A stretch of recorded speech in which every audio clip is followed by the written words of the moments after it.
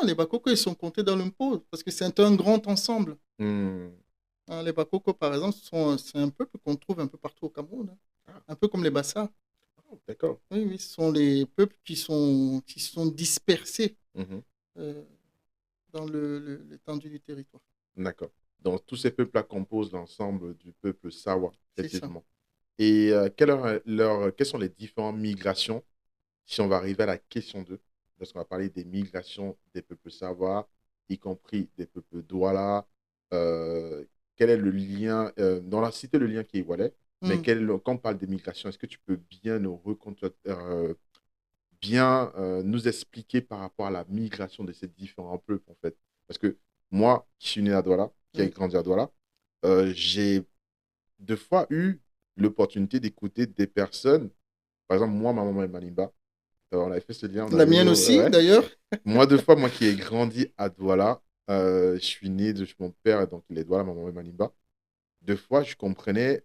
Comme le Malimba, c'est comme si c'était du Douala, mais c'est pas du Douala. Il y a des mots qui sont similaires et les sens sont presque pareils, mais il y a une particularité dans certains mots. Par exemple, chez les Douala, on va dire Ngor, qui veut dire le vent, Mhm. si je ne me trompe pas, hein, parce que moi, Oui, mon c'est doigt, ça. et alors que chez les Ngo, c'est le vent. Ngo, c'est la maladie aussi, la fièvre. exactement la fièvre, effectivement. Mhm. Mais chez les Manimba, on ne dit pas Ngor, on dit Mpoupé. Mpoupé. OK. Et il y a plein de mots comme ça. Parfois, il y a des similitudes dans les expressions et tu les comprends. Il y a juste des similitudes. Ou chez si je ne me trompe pas, les Éwodis, les Abons, ils vont parler des mots, en fait, En fait, il y a du fond du doigt là derrière, mais tu sais que c'est pas du doigt là.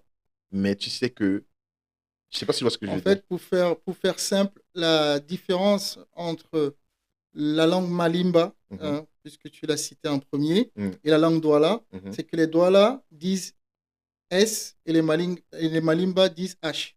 Ok, Quand d'accord. tu dis en Douala, tu dis Nasom, comme tout à l'heure, j'ai dit Nasomboa. Mhm.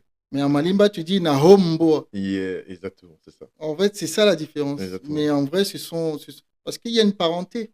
Il y a une parenté, autant il y a une parenté culturelle et il y a une parenté linguistique entre ces peuples-là. D'accord. Quand un Pongo et un Douala parlent, ils disent la même chose. Parce Hmm, que de base, ce sont des frères. d'accord. Intéressant. Quand un Bakossi, hein, quand Mhm. un Bakossi parle, il parle comme les anciens aiment à le dire, il parle l'ancien Douala. Sérieux? Il parle le Douala, la langue au Douala authentique, donc celle qui a été parlée quand les Douala ils sont arrivés au Cameroun. Ah ouais. Parce que dans cette langue-là, tu as encore beaucoup de vocabulaire euh, des langues Congo. Intéressant ça. Voilà. Je ne savais pas du tout et je m'apprends quelque chose qui m'édifie complètement en fait. Donc, ah ouais, donc il parle l'ancien Douala. Et parce que dans la première saison, tu m'avais expliqué que la langue Douala tire beaucoup aussi de ses racines de la langue Bassa. Donc, c'est un mot qu'on retrouve beaucoup de la langue Bassa. Ben, moi, j'ai grandi à Douala, j'avoue qu'en vrai, j'ai du mal toujours à comprendre le Bassa. Là que je suis Douala, et j'ai du mal à comprendre le Bassa. Et aussi, dans le deuxième point, c'est Alors, que... juste, je te coupe pas. Ouais. Il faut savoir que la langue Douala, Mhm,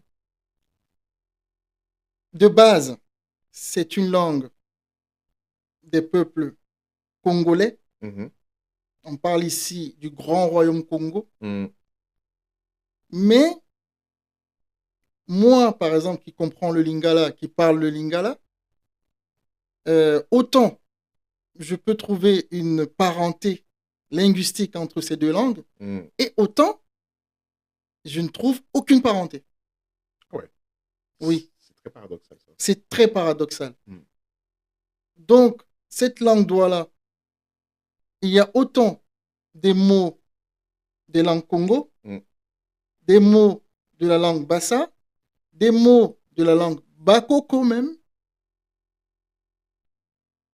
et donc tu comprends que c'est une langue, finalement, comme certains linguistes le disent, c'est la langue de l'esprit, D'accord, la langue douala. intéressant. Ouais.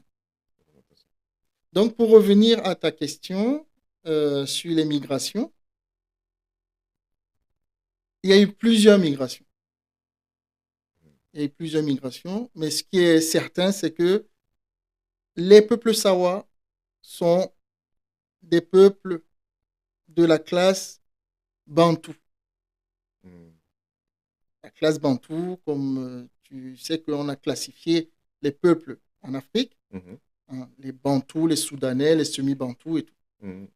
Le mot bantou même, dans son essence, veut dire l'homo sapiens. C'est D'accord, ça le mot bantou. d'accord. Parce qu'on a le ba, d'accord, Mhm. qui est le pluriel du mou, parce que c'est muntu, et le pluriel bantou. D'accord. Mais normalement, c'est ba, ntu. Le ntu, c'est l'intelligence de l'être humain, quand on dit l'homo sapiens. Mhm. Donc, c'est l'homme deux fois intelligent, deux fois sage. Ah, intéressant. C'est ça le mot bantou. Donc, les Sawa sont de souche bantou. Ils ne sont pas soudanais, enfin, ce qu'on appelle les Soudanais, Mhm. ou alors les Peuls, Mhm. sont ceux qu'on peut trouver soit en Afrique de l'Ouest, ou Mhm. alors un peu plus en Afrique occidentale, Mhm. pardon, orientale. Oriental, effectivement, oui. Mais les, les Sawa, eux, ils trouvent leur ancrage, leur point d'ancrage, leur point de naissance, c'est dans la région des Grands Lacs Oui. africains. Ouais, quand même. Voilà. Donc, et c'est d'où la raison pour laquelle on les retrouve généralement au Cameroun, qui sont toujours. Il y a ce lien avec l'eau. Ils sont toujours dans un Tout à endroit fait, où il y a toujours de l'eau tout à fait, pour se rappeler, en fait, de se rappeler d'où ils viennent du côté de l'Afrique, en fait. Donc, où il y a toujours ce lien avec l'eau, donc les cultures avec l'eau. Et c'est très représenté chez les Savoirs, tout en à fait. fait, parce que, étant donné que ce sont des peuples qui sont liés avec l'eau, Oui. qui vivent au bord des eaux, qui Mhm. travaillent sur l'eau. De base, ce sont des pêcheurs. Mhm. Hein. Tu as entendu, hein, on nous a assez caricaturé Mhm. quand on a dit que nos parents étaient des pêcheurs-cueilleurs. Mhm. Hein. Ils vivaient de la, De la pêche de la pêche et de la cueillette. et de la cueillette. Mhm. Et tantôt aussi de la pêche et de la chasse. Mais ce qu'on oublie aussi de dire, c'est qu'ils étaient c'est des commerçants, en fait, aussi. Qu'est-ce que tu dis? Ils étaient aussi des commerçants. Parce qu'il fallait vendre du poisson, il fallait vendre ce que bah, nos ancêtres, il fallait vendre. Oui, oui, forcément. De toute manière, ça fait partie de l'économie du peuple. Hein. Mhm. Euh, donc, le point d'ancrage, comme je disais tantôt, c'est l'Afrique intérieure, le cœur de l'Afrique, la région des Grands Lacs. D'accord. Et ensuite, comme on le sait, ces peuples-là, à un moment donné, ils ont remonté le cours du Nil Mhm. pour aller vers l'Égypte, qui était le centre, l'Égypte et la Nubie, hein, les anciennes civilisations qui ont émergé, qui sont devenues des civilisations multimillénaires. Euh, la Nubie et l'Égypte étaient un peu comme ce qu'on peut dire aujourd'hui, les États-Unis, l'Europe sont devenus un peu les centres du monde. Mhm. Donc les peuples qui étaient en Afrique centrale, naturellement, se sont dirigés vers là où les choses se passaient. Donc il y Mhm. avait une certaine mouvance, que ce soit dans la, les découvertes scientifiques et tout ça, et tout ce qui allait avec, Mhm. jusqu'à l'arrivée, jusqu'au l'arrivée des usurpateurs. D'accord. Et c'est là tu as les premières migrations. D'accord? Mhm. Quand les colons arrivent, il y a eu plusieurs migrations. Et à chaque arrivée de colons, certains peuples se sont déplacés, déplacer et retourner vers là où ils étaient originaires. D'accord. Voilà. Intéressant. Intéressant. Parce que les Bassa, par exemple, et les Bakoko ne sont pas arrivés au Cameroun en même temps que les Douala et les Pongo et les Malimba. Non. Donc là, c'est très intéressant. Là, on revient bientôt pour la suite. Donc, restez connectés.